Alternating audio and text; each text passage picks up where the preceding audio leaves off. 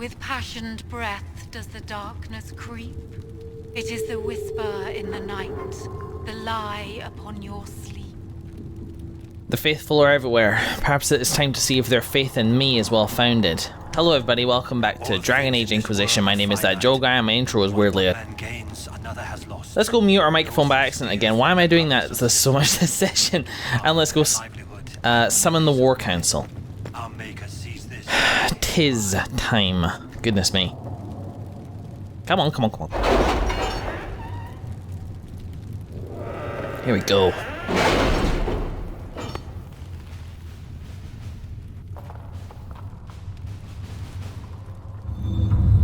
Me buddies, me colleagues, and a perk. Oh, okay.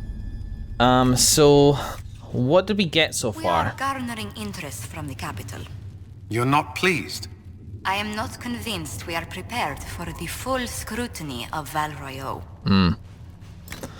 Alright, so we got nobility knowledge, which I think helped us in our conversation with Josephine just there. Politics, rhetoric, and those who wield them to the best effect, which is awesome. We also, I think, got arcane knowledge, detailed study of magic, and the places and creatures that interact with it, which is also good. There was a king connection that we saw before, but I'm pretty sure we only got two things. So there's history knowledge there, which is nice. I don't know, like maybe it's, yeah, nobility knowledge, politics, rhetoric, and those who wield them to the best effect. So when I made the speech to the nobles in what the hell do they call it, Templars Redoubt or wherever it was, where the Templars were holed up, there was like a crown symbol, which I thought was this. And then just now with Josephine, there was this as well. But that might have been just my Trevelyan character, because that was specifically about my family. Probably something to do with that. But let's have a look at the stuff here. So, forces, endurance training fit for a soldier, underworld knowledge, Masak's method, a methodology developed by our Legion Blade Master and used by Chevaliers. And yep, okay. That's nice. Rider's posture, training and proper weight distribution, hard riding, resistance to being unseatable. I've never been in mounted combat because it's kind of... Oh, check out this. Lord Borand has pledged his sword and those of his forces to the Inquisition. The addition of these soldiers bolsters the Inquisition's forces, reduced by 5% of the time it takes for Cullen to complete operations. How about that? And then the Blades of Hissarian. Nice, so they're boons to Cullen then. We've got none for Liliana so far because we haven't been particularly secretive, but yeah, Elendra was persuaded to use her impressive knowledge of healing and protection spells to aid the Inquisition. Nice, these are just boons to her. Fantastic. Okay. Interesting. What is Antivan tailoring? Famed for their ability to hide pockets seamlessly in garments. A few words to the Inquisition's friends to the north, and it's for... Ow, bit my tongue. And its forces can carry more items in the field. Wonderful. Detailed study of Thetis' past. I'm really tempted to go for this one because we established before that Markus is quite interested in history. And I like these extra conversation options that it gives me. Oh yeah, 10% chance to receive extra herbs from harvests. Significant increase to the discovery range of the thingy.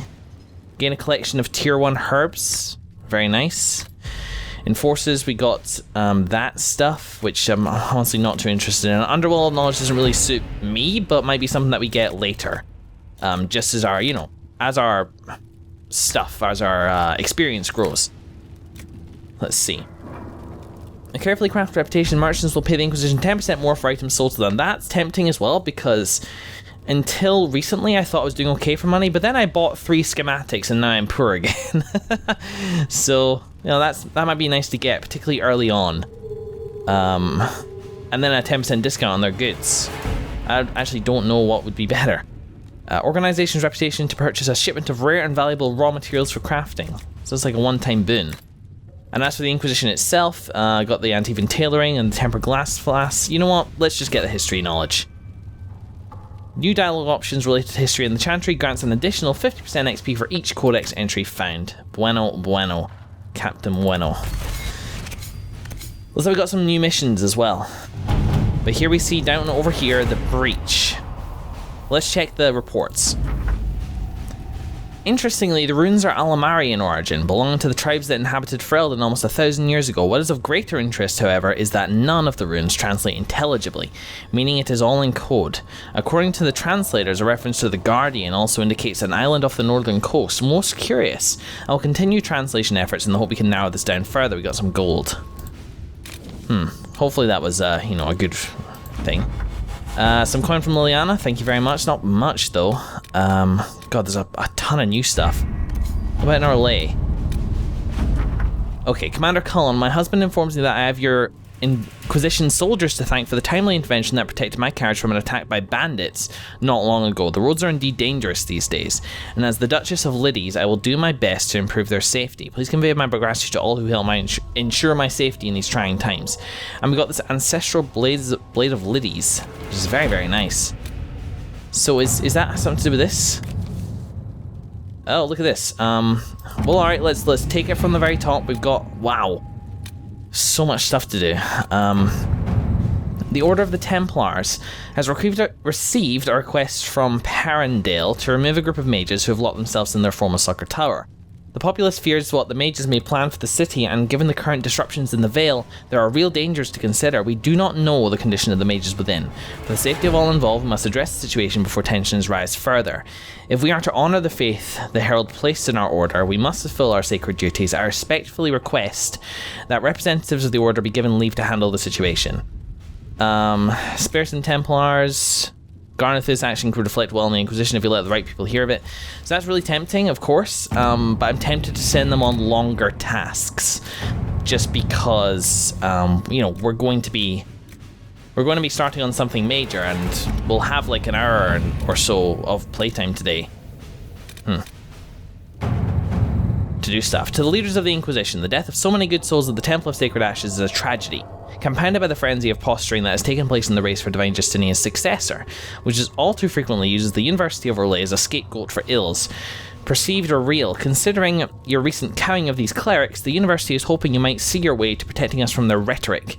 Such a partnership could be beneficial for us both. We have research, magical as well as mundane, that we'd be pleased to share in exchange for aid in these trying times. Aid of a school? Hells yes. Liliana, we could arm the university with what they like best, information. Give them ammunition against anyone who speaks against them. The attacks will cease. A few soldiers stationed at the university should be enough of a demonstration of support to deter transient attacks, but immediately I'm inclined to send Josephine here. A bit of diplomacy to tell the clerics where their attacks are unwelcome should be enough, provided it is done delicately. See, it's heavily implied here that the rhetoric,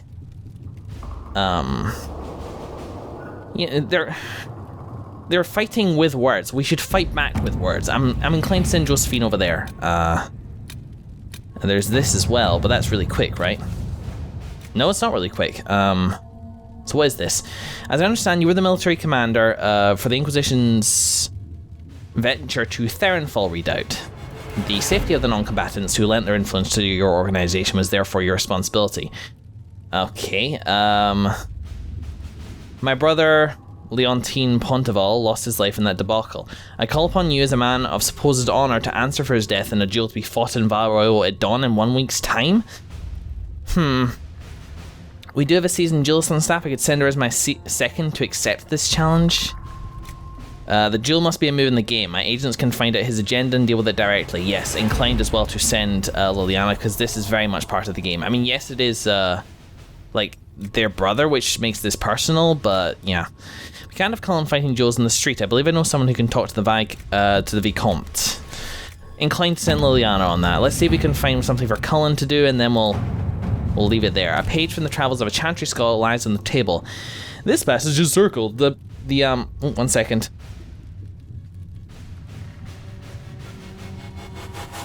I fell on my words. The region between Lake Celestine and the shores of the Waking Sea is known as the Heartlands, a place of vineyards and gilded marble estates the locals refer to as cottages. It is often said that Orlais's heart is plated with gold, and so it seems fitting that the Heartlands are perhaps the richest place outside of Val Royeaux. Com de Moriori, both spending money like water. Which to pursue? Okay.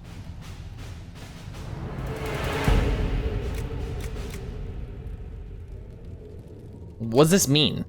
Both spending money like water, wish to pursue. Like, for investments, we have agents in place near... Well, do you know what? We want to find something for Cullen anyway, so let's ignore that for now. In Ferelden, locate weapon of Tyrda Bright Axe. Yes, okay, this came from getting all the stuff in the hinterlands, right? As a long-time scholar of ancient Avar, I find the information you uncovered about Tyrda Bright Axe fascinating. Many believe the Avar are unsophisticated barbarians with no culture worth studying, but do not our legions say the same of us? The rich oral tradition of the Avar has been largely lost, leaving only these rune-marked fragments. Nevertheless, these confirm what we have heard in the stories, that Tyrda pulled her tribe away from a would-be warlord. Holy fuck. And chose a hard life in the mountains for uncertain reasons. It is fortunate that she did, for had the Avar remained, the ancient Alamari might have pushed north and attracted the attention of the Neramenian tribes that would one day form the Tevinter Imperium. Had that happened, it is unlikely the Alamari would have survived to become Ferelden as we know it. Based on marker runes left at each of these locations, I may be able to find the site where Tilder's legendary axe is located. A crystal-headed axe said to burn with flame would be a fascinating find indeed if the Inquisition will finance my expedition. It's worth our time and can provide the skull with soldiers to protect her. Sister Dorcas is distinctly to Ferelden nobility. There are nobles who would happily gain favour with Arl Eamon by helping her. Okay, interesting. The Avar tribes are not friendly. My scouts can get Sister Dorcas in and out of the mountains safely. Cullen, I'm inclined to give him this one. I mean, it's 16 hours, which is crazy big compared with what we've seen before, but still. Let's see. The Inquisition received a message from Starkhaven. Most cordial greetings. My name is Sebastian Vale. Hello, sole heir of the Vale Princes of Starkhaven. I recently retook the throne of this great city from those who sought to gain it through unjust means. As a most devoted adherent of the Chantry, I felt the loss of Most Holy Justinia V keenly. I too hoped for a resolution to the terrible conflict that claims the lives of hundreds in Kirkwall and now threatens to claim all of Thedas. I extended Starkhaven's hand in friendship to the Inquisition. Together let us right the wrongs visited upon our world. I will send emissaries, though the free march cities have always been independent. Earning the support of the most prosperous ones may be to our advantage. You are not wrong. Sebastian, huh? Old Sep, my least favourite companion from Dragon Age 2. Not that I disliked the guy, I just was never really interested in him. He was starting to grow on me by the end though. The Alamari ruins found in the mountain passages outside Haven have finally given up more of their secrets, pointing to one of the larger islands off the northern coast of Ferelden. The island is quite large and covered in dense wilderness, so searching it will be an involved process. According to the runes, however, there should be some connection to the original disciple of Draste and the guardian of the sacred ashes. Interesting. Yes, the Guardian, I remember them. It's quite large. Right, okay.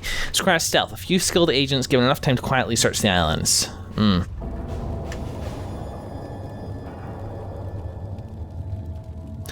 I mean, to avoid exposing the secret, I can see that.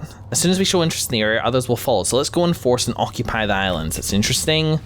I know of a few adventurers trustworthy enough to send to the islands, let them search and report back to us. See, Colin, I feel like your approach leaves us vulnerable, to Liliana's approach, but Liliana's approach means that your approach...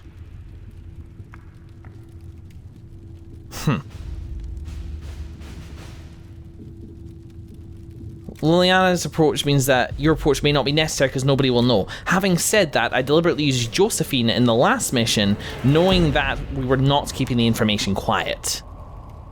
I know a few adventurers trustworthy enough to send to the islands. I'm tempted to send Cullen on this to occupy it because that is the most secure way, and I think we've already shown interest in the area.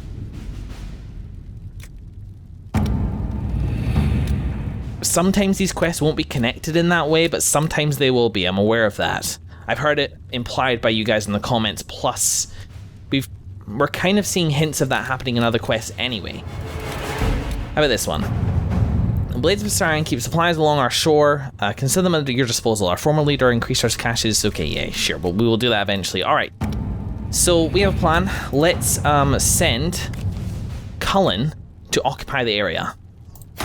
Alright. In Orlais, the university. We want to defend them with rhetoric. Let's give that a go. Let us begin. And lastly, It was over here, right? This duel must be a move in the game. My agents can find out his agenda and deal with it directly. Let's do that. Let's see what we have. There we go. 3 for 3. People working away, doing their jobs. However, this is actually unexpectedly made enough for a shorter episode. Let's back out.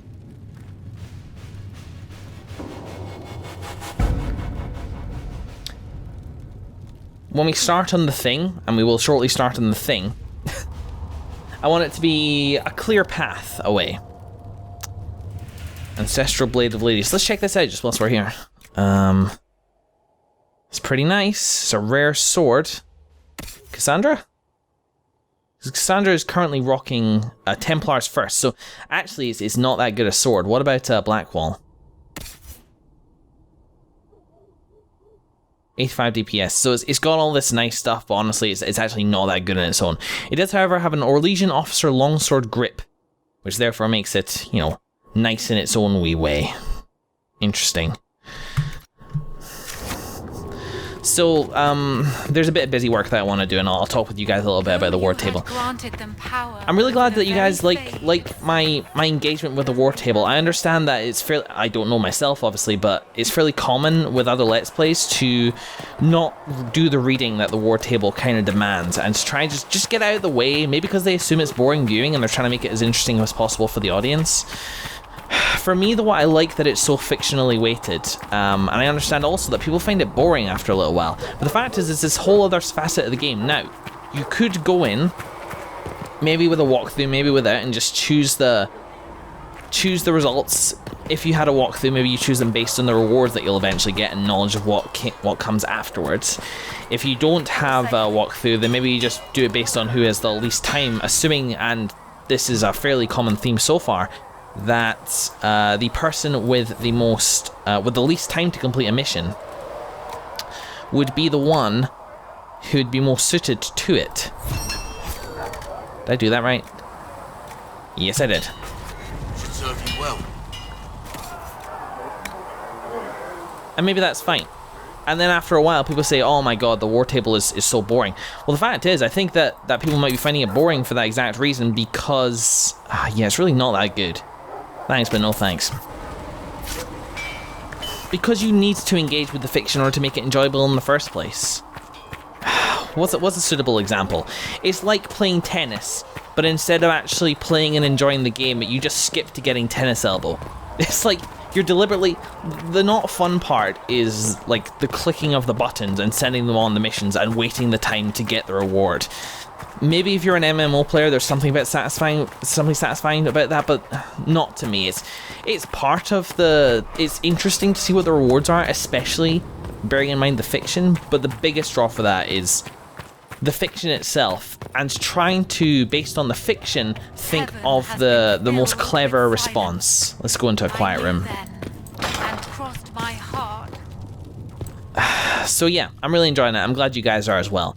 In the next episode, back into the war room, we'll get started on this main quest. I apologise that this episode was not that as I had advertised last time. Thanks, folks. See ya.